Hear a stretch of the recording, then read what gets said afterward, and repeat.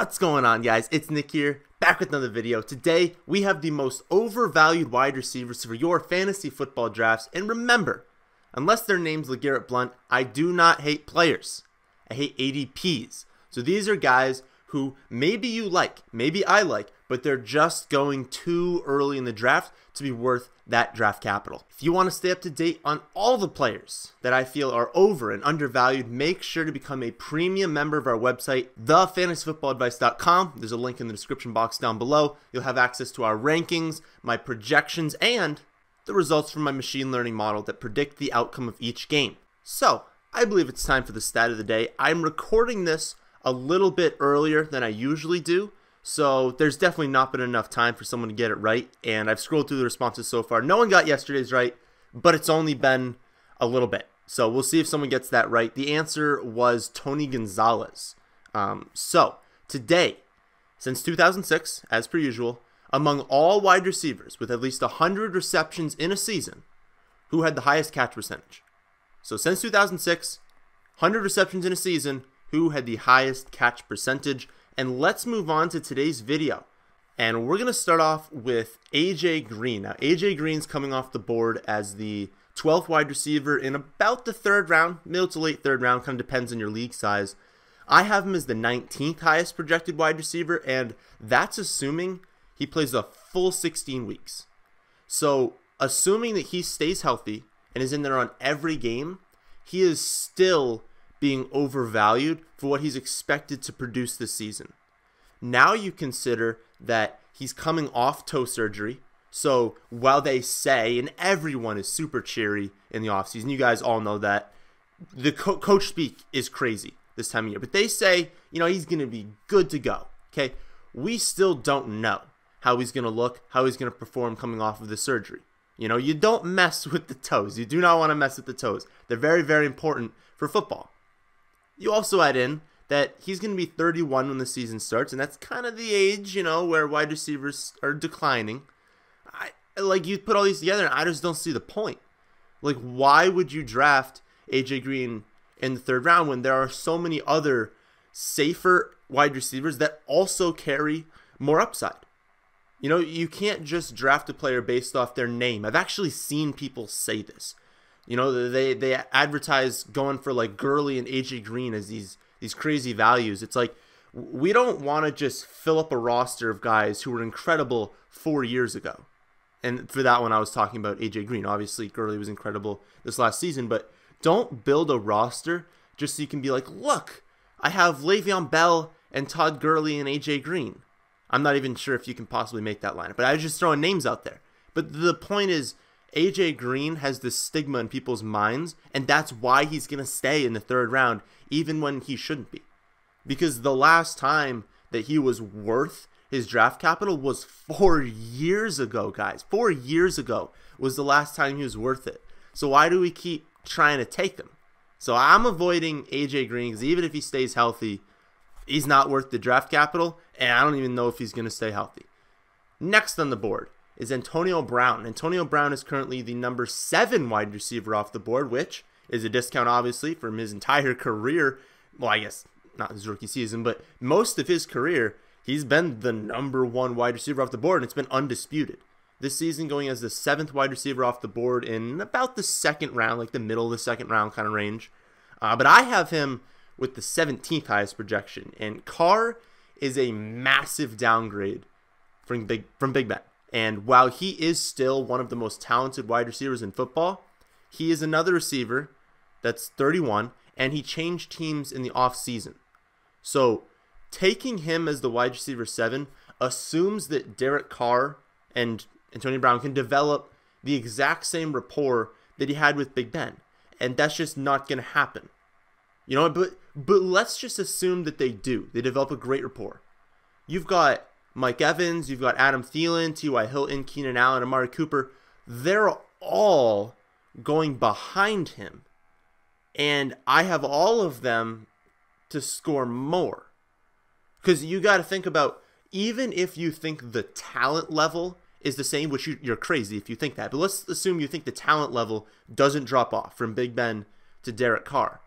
It's still the play volume and where these plays are happening and how many touchdowns are being scored. And every single one of those factors is downgraded, going from the Steelers to the Raiders. So yes, it's another thing like AJ Green that it looks like a value because you're never able to get Antonio Brown in the second round. It's still not worth it because he's just not going to score nearly as many points as he did with the Steelers, like not even close. So Antonio Brown's another avoid for me. Cooper Kupp, I've already talked about him, so I want to keep that one a little bit shorter. But you guys know I'm not taking Cooper Kupp at all. I talked about him in the wide receivers to avoid and target because of injuries video. He's an avoid. His current ADP is the same as it was. It hasn't dropped. It's in the 4th round. And what you're paying for is what you saw to start last season. People are just assuming, okay, take out the second half of the season, obviously because he was hurt. We're just going to start the season over and we're going to get a full year of what we saw before. Well, that's not going to happen. We know players aren't the same the first year back from an ACL or an Achilles injury, especially when the tear happens as late as it did last season with Kupp. The trio of Calvin Ridley, Tyler Boyd, DJ Moore, they're all going around later, and I much prefer them even. If you say which one do you want, I put Kupp behind all of them because it's very unlikely that he's going to be good to go to start the season, and it's honestly unlikely that he's going to be himself for most of the season. I mean, for a good portion of the season, he is not going to be the same player, and he might not even be for the entire season. So it's just not worth the risk. You guys know I talk about first 4 rounds, avoid all risk. Well, Cooper Kupp's super risky, so don't take him in the 4th round. Next, Mike Williams, and this one actually surprised me a little bit because, he had a pretty good season last year, scored a lot of touchdowns. He wasn't, extremely involved in the offense, but we never expected him to be. You never expect Mike Williams to be a target monster. That's not the type of wide receiver that he is. He's not a possession receiver like Julian Edelman that's going to go out there and get you 100 receptions. That's not in Mike Williams' range of outcomes. But I thought I would end up liking him. Just the numbers suggest that he's too expensive in drafts right now. He's coming off the board as wide receiver 24 in around the 5th round. And I have him as the 35th highest projected wide receiver. And honestly, I started thinking about it and it makes sense. Keenan Allen, of course, he's going to lead the team in targets. And so you now have Hunter Henry coming back from his ACL, which is completely different from Cooper Kupp. I mean, we saw Hunter Henry return in the postseason last year, which he obviously wasn't himself, but he's had so much time to recover, so much more time than Cooper Kupp's had. He's going to be good to go. I have no problems drafting Hunter Henry. So Hunter Henry's returning from his ACL injury. That's going to steal some yardage. That's going to steal some touchdowns. Plus, Melvin Gordon was banged up late last season. So they had some games where they were throwing out their satellite backs as lead backs. Like, they're going to throw the ball more. They were going to, have less weapons in the red zone. So there's more yardage. There's more touchdowns. And when you divide the volume up amongst all of the players in their team, his stat line comes out solid. Like, it's a good stat line, but it's nothing special. I think people are looking at the 10 touchdowns and they're expecting the same thing to happen. He's finally healthy, 10 touchdowns, good offense. Yeah, it's going to happen again, but I have him for a little over 6 touchdowns, and that 6 to 7 range kind of seems fair. So when you take those 6 to 7 touchdowns, you take not really that many receptions because of the type of player he is and because of how many other weapons they have on the offense. It's just not worth it in the 5th round. I mean, there's so many other guys who are going to score in pretty much the same amount of points. Why not avoid? Why not just avoid him, take someone else, maybe take a running back, because, I mean, honestly, that's the range that the running backs really begin to fall off, and just take someone who's going to score basically the same amount, 5 rounds later. So I'm avoiding him. Next guy on the list is, I'm sure you guys are already avoiding, but I definitely wanted to bring him up because he is being drafted in the 10th round, and I think people are going to look at Corey Davis, and they're going to say, oh, well, I mean, this is a guy that we know is talented. I'm not disputing his talent at all. And he used to be a lot more expensive. 10th rounds is where we take our shots. Why not take him? No. The additions of Adam Humphries and A.J. Brown, I have Corey Davis with the 57th highest projection among wide receivers. This is an offense that just does not throw the football. And a real case can be made. You know how I just said Corey Davis is talented? A real case can be made, in my eyes, that A.J. Brown is the best wide receiver on that roster. A.J. Brown was my favorite wide receiver coming out of this draft class, so it genuinely breaks my heart that he went to such an embarrassment of an offense, but he did. And so now you have they actually have a lot of talent, and they're going to waste it. They are going to waste all of the talent on this roster with just a pathetic offense and a prehistoric offense, to be quite honest. So why are we taking who I genuinely think is, the second best wide receiver in that team? Just don't take him. Because let's just even assume A.J. Brown gets hurt. It's still going to be bad on that offense, and there's still going to be targets taken away. So he's going to be super inconsistent. You're never going to be able to start him. Just don't take him. Take someone else with more upside, a better path to success than Corey Davis has. So I'm avoiding him. And the last guy on this list, I thought it was like a mistake that James Washington, he was coming off the board in like that 9th, 10th round range.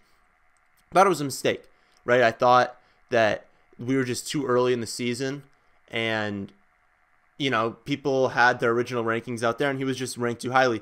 But people are actually drafting him. I did a draft last night. It was just a mock draft for a magazine, but it was a draft with industry experts, and he went in that range. People are taking James Washington. I have him as the 94th highest wide receiver projection. He does have theoretical upside, but his catch percentage was embarrassingly low. His air yards per target were embarrassingly low. And I know, this is the one thing that scares me, okay? I know the Steelers are incredible at drafting wide receivers. I mean, their track record with wide receivers is unbelievably good. But just because they took one early doesn't mean it's going to work out 100% of the time. And you say, oh, it's a 10th round. I mean, there's no wide receivers that are that sure of things in the 10th round. Here's the thing. D.D. Westbrook, Kiki Kuti, Curtis Samuel, Anthony Miller, Deshaun Hamilton. That's just like a few guys I can list off just looking at it once over. They're all going behind him, and I would absolutely take every single one of them ahead of James Washington. Because James Washington, if you watched a single game last season, is just not that good. And I understand that there's a ton of targets being left by Antonio Brown, but some of those are going to go to the running backs. Some of those are going to go to Vance, who looks finally healthy this season. And there are going to be other wide receivers who step up. So you don't just take Antonio Brown's volume and just give it to James Washington. Because in this projection, I have him for a decent amount of targets. It's not like I only gave him 40 targets. I gave him a good amount of targets and just doesn't do anything with them. So it's a no from me on James Washington. I know you're shooting for upside, and you see Steelers, I guess, number 2 wide receiver, and you think upside, but no. I mean, he would need so much to go right to be worth it, because I can't envision a scenario, because we're trying to win, right? I mean, we're trying not to get 4th, 5th place. Sure, you can be starting James Washington, your flex, on like a 4th or 5th place team, but there's no world where you're starting James Washington, your flex, on a championship roster. So I want my 10th round pick to be a guy that could be starting for me in my flex on a championship roster. And that's just not James Washington. It's got to be someone else in that range, and it can be any of the players that I listed below. So those are the guys. Those are the wide receivers who are, at least at the moment, being very overvalued as far as where their ADP is. And this is ADP not on, like the ESPN.com complete garbage until August. This is on actual sites where drafts are being taken and ADPs that I respect at this point.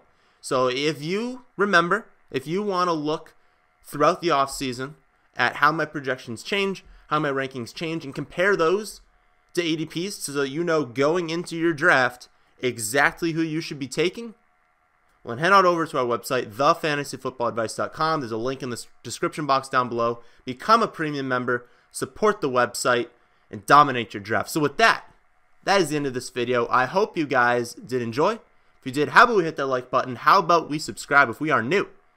And thanks for watching.